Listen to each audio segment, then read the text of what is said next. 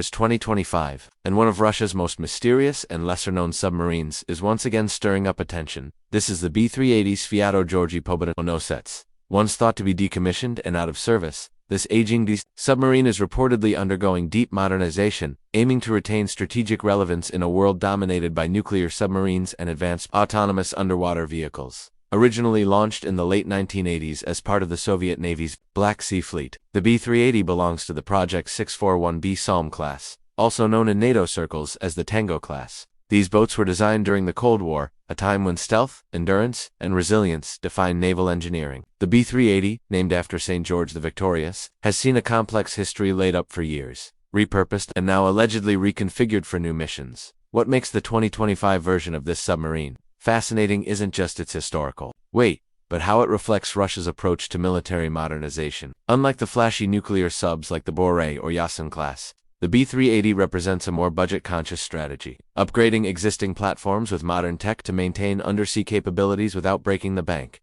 As of 2025, sources claim that the B-380 has received substantial upgrades. These include improved sonar systems, quieter propulsion mechanisms, and new battery technology that extends submerged endurance far beyond its original design. Its 6 torpedo tubes remain operational, but the fire control systems have likely been digitized.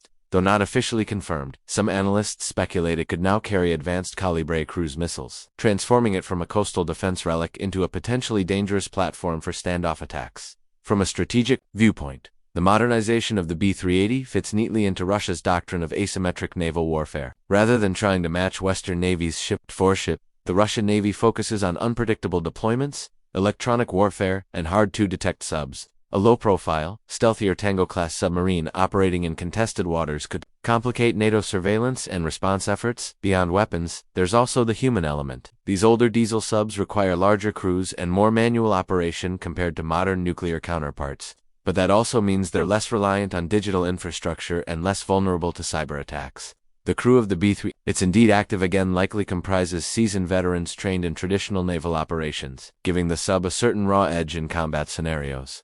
Now let's talk about mobility, a feature that always excites our subscribers here. At Car Review, even when we're not talking about cars, the B-380 is not fast by submarine standards, maxing out around 16 knots submerged. However, its low acoustic signature at cruising speeds is what gives it its edge. It's a quiet hunter, not a speed demon. Think of it as the silent cruiser of the sea, a kind of undersea grand tour with torpedoes. Its hull design still sticks to the original teardrop shape, optimized for silent running and minimal hydrodynamic resistance. With upgraded rubber, tile soundproofing and vibration dampeners installed during its refit, it's a floating shadow that thrives in the murky depths of the Black Sea and Mediterranean. The range is limited compared to nuclear boats, but that makes it perfect for patrolling tight, shallow, contested areas where nuclear subs would be overkill or too risky to deploy. Let's not ignore the broader geopolitical implications. The return of the B-380, even in a limited or experimental capacity, signals a growing trend. The resurrection of Cold War-era platforms in a modern context. It's a message to adversaries and allies.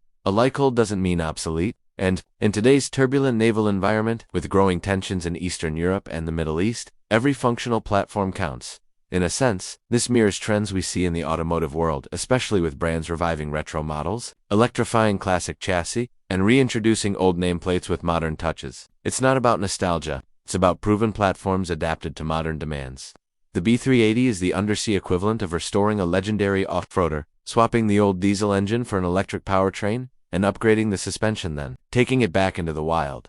That's why this story belongs right here, on Car Review. Because whether it's road or sea, performance, adaptability, and engineering innovation matter. Looking into its future role, it's unlikely the B-380 will become a frontline asset in blue water operations. But in choke points, coastal defense, or covert ops, it's a sleeper threat. Also, it serves as a training platform ideal for preparing new submariners without risking billion-dollar nuclear assets. It's also possible the sub is being used to test technologies destined for future classes, or even unmanned underwater vehicles. Despite its upgrades, the B-380's limitations remain. It's relatively slow, has to surface or snorkel to recharge batteries, and cannot stay submerged for extended periods like nuclear-powered submarines.